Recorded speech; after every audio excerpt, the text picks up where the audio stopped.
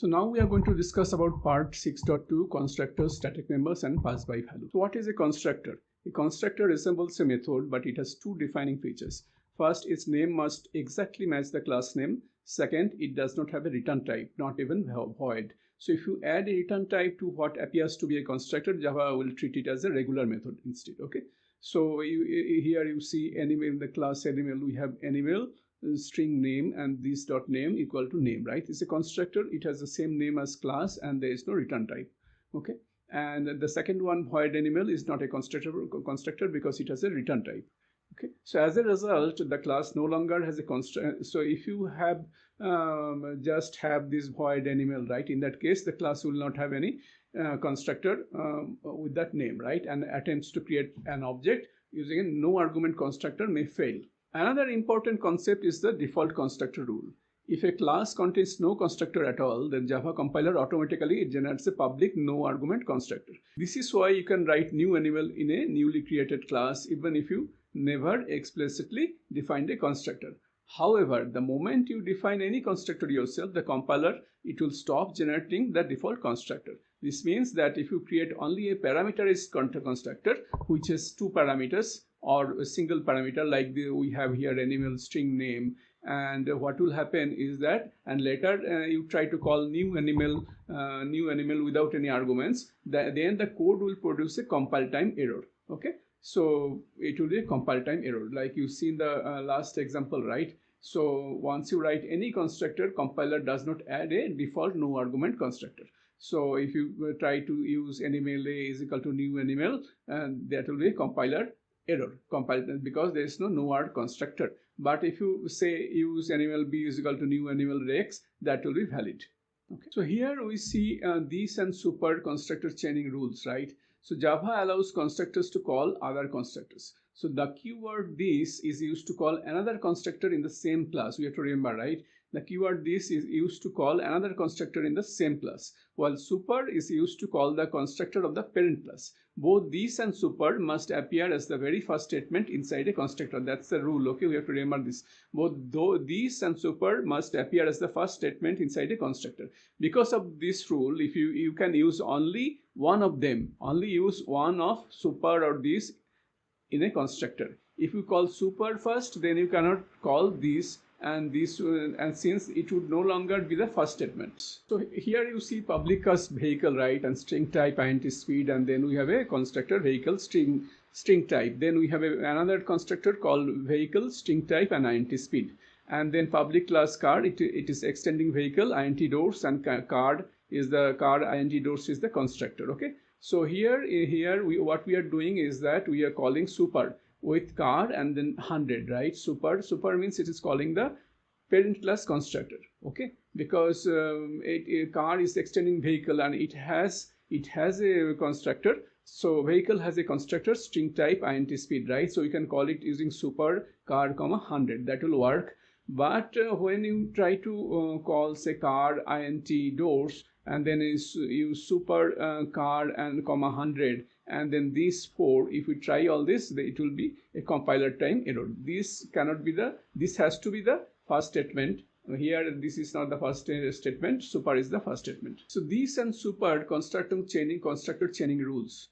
So there is also an important implicit behavior to remember. If a constructor does not explicitly call this or super, the Java compiler automatically inserts a call to super. This inserted call invokes the no argument constructor of the parent class. However, if the parent class does not have a no argument constructor, perhaps because it defines only parameterized constructor, the compiler's inserted super cannot find a matching constructor. In that case, the program will fail to compile. So what we see is that we have a class animal and then class dog extends animal, and then we are having class example which is doing public static void main and then dog my dog equal to new dog. So it will be a compiler error. Implicit super constructor animal is undefined, right? So if we see the example, it demonstrates one of the most important constructor rules in Java inheritance, and it catches people out regularly on the exam, right? So parent class animal, that is public animal int number of legs. So animal has one constructor and it takes an int parameter. This is a parameterized constructor. There is you have to notice that there is no argument constructor, no animal. Okay, And here is the critical rule. The moment you write any constructor in a class, Java no longer provides a default argument constructor.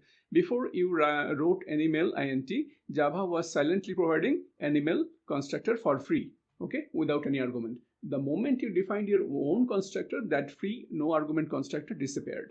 So if you see the child class dog extends animal, there we have a public dog, right? No argument constructor. So here compiler will insert a super here automatically. Dog has a no argument constructor. It does not explicitly call super or this, okay? So when a constructor does not call either, the compiler automatically inserts a call to super, the no argument version of the parent constructor, as the very first line. So the compiler rewrites dog constructor to effectively be public dog, and then super call is inserted. So that's inserted by the compiler, okay? So, but the problem here is compiler inserts super, but animal does not exist, right? Animal no argument constructor does not exist, right?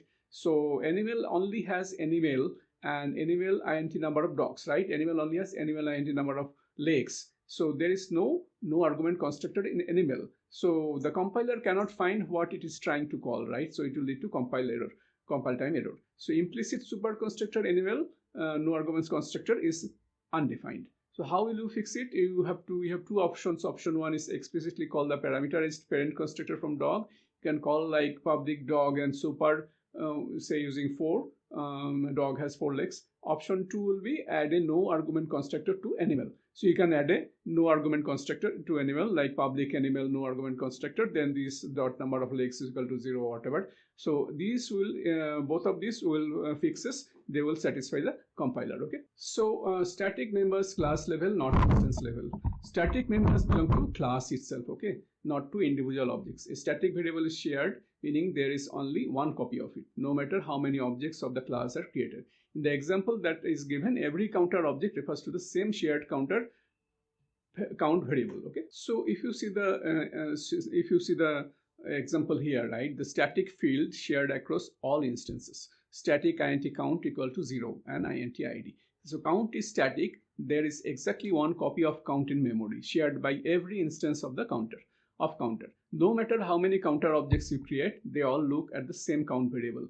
id is an instance variable. Every counter object gets its own separate copy of id. Object A has its own id, object B has its own id, and they are completely independent. So if you see the constructor counter, no arguments constructor, count plus this dot id equal to count. So every time a counter is created, right, the constructor increments the shared count by 1. Then assigns the current value of count to this object's id. So the first counter that is created gets id of 1, second gets the id of 2, and so on. So count acts as a running total of how many counter objects have ever been created. Okay. Static method, the compile error that you see, static void show, right, and system.out.println id and system.out.println count. Show is a static method here, okay. And static methods, they belong to the class, not to any particular object. When show runs, there is no current instance, there is no object constant whatsoever. id is an instance variable. It belongs to a specific object. But inside a static method, Java has no idea which object's id you are asking about. There's no object in scope. The compiler rejects this with a compiler error. Count is static, so it belongs to the class, not to any instance. A static method can always access static members freely. That line is fine, okay. The rule is one directional. Static methods cannot access instance members. Instance methods cannot access everything. So if you see, instance method can access both void display system.out.println count, system.out.println id. So this one is both are allowed. Display is an instance method. It is called on a specific object, so this exists. And id is meaningful. Instance methods have full access to both instance variables and static variables, no restrictions. And then creating objects and shared count, you see counter A is equal to new counter, then counter B is equal to new counter, and system.out.println counter.count, right? So count in the first line, count becomes 1, a.id is equal to 1, and in the second line count becomes 2, b.id is equal to 2, and so when we do system.out.println, it becomes 2. So first object count increments to 1, a.id is set to 1, and second object count increments to 2. b.id is set to 2, and count is shared, okay. So both objects see the same running total. Notice how we access count, right? Counter.count using class name. That is the recommended way to access static members. You can also access them through an object reference, but using the class name makes it immediately clear that this is a static member, not an instance member. Okay, so Java's fundamental parameter rule, right? So Java always uses pass by value when passing arguments to methods. This concept is often misunderstood, especially by developers coming from other programming languages, and it is a frequently tested topic on the OCA exam. For primitive types, the actual value is copied into the method parameter. Any modification to that parameter affects only the local copy inside the method, and the original variable in the calling code remains unchanged. So you have static void double it, then int x is equal to x into 2. It modifies the local copy only, and int equal to 5 double it y, and the system out the println y is 5. 5 is the original unchanged. For objects, the behavior is slightly different but still follows pass by value. What gets copied is the reference to the object, not the object itself. This means both the caller and the method holds references that point to the same object in memory. As a result, if the method calls a change operation on that object, such as append on a string builder, the change is visible outside the method because both references point to the same object. Okay, and then we have a method called static void append string builder sv, then sv.append world.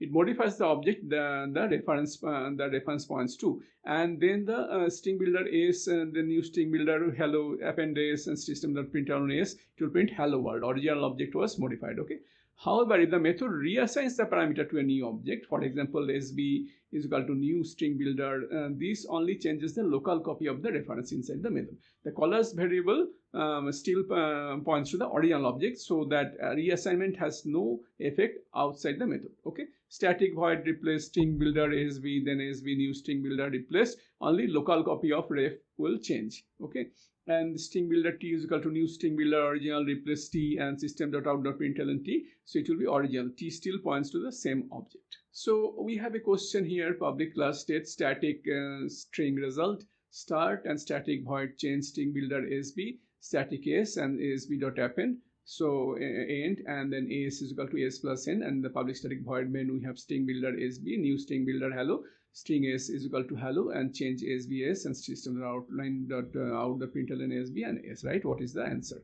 So answer is C, hello end, and hello dash end, and hello. So what happens is that string builder is mutable, right? So string builder objects are mutable, meaning their contents can be modified after they are created. So when the change method is called, it receives a reference to the same string builder object that exists in the main method's memory. The sb.append dash end call, it will modify the original object in place, so the change is visible in main. And string is immutable, right? String objects are immutable. Once created, their value cannot be changed. Now, when the change method is called, a copy of the reference to the string object is passed. The line s equal to s plus dash n does not modify the original string. Instead, it creates a new string object when the change method with the new value hello dash end, and reassigns the local variable s to this new object. The original string object in the main method remains unchanged. Okay.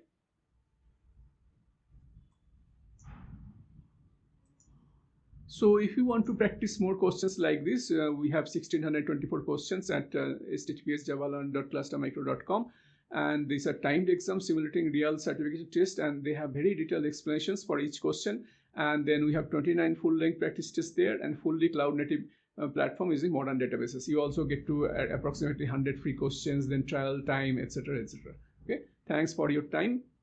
We'll move to the next tutorial.